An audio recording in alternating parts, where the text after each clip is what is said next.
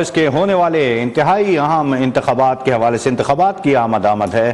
اس وقت کراچی کے مختلف حلقوں میں گہما گہمی دکھائی دیتی ہے۔ امیدواروں کے بینرز اور پارٹی پرچم تو لگ گئے لیکن مسائل جو کے تو ہیں۔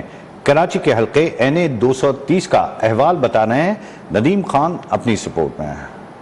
جی اس وقت ہم موجود ہیں قومی اسمبلی کے حلقہ این اے 230 میں، جہاں پر کل رجسٹرڈ ووٹرز کی تعداد 2,46,836 ہے، جبکہ اس کے علاقوں میں اگر ہم بات کرتے ہیں تو Muslim League colony, cattle colony, Qasim town, labour square, Murghi Khana, Muslimabad, H area, Muzaffarabad, Landhi, Gulshan Munir, Majeed colony, sector 10، Razi market, داؤد چورنگی، بسم اللہ، فرید کالونی، داؤد چالی کے علاقے ہیں۔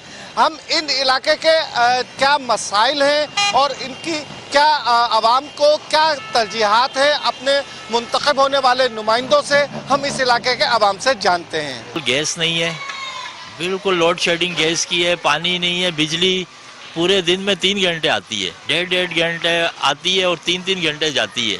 یہ مسائل آپ پہلے دیکھو، کچرا کنڈیاں ان کی ایسے پڑی ہوئی ہے۔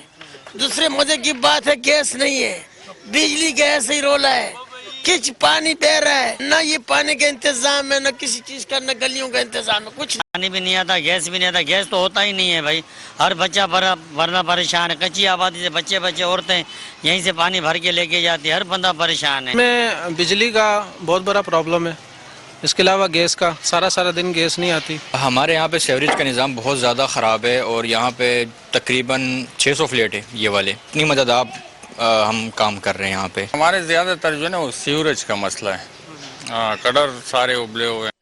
این اے 230 کے عوامی مسائل سے تو ہم نے آپ کو آگاہ کیا ہی، اب عوام امید کرتے ہیں کہ نئے آنے والے امیدوار ان کی توقعات پر پورا اتریں گے۔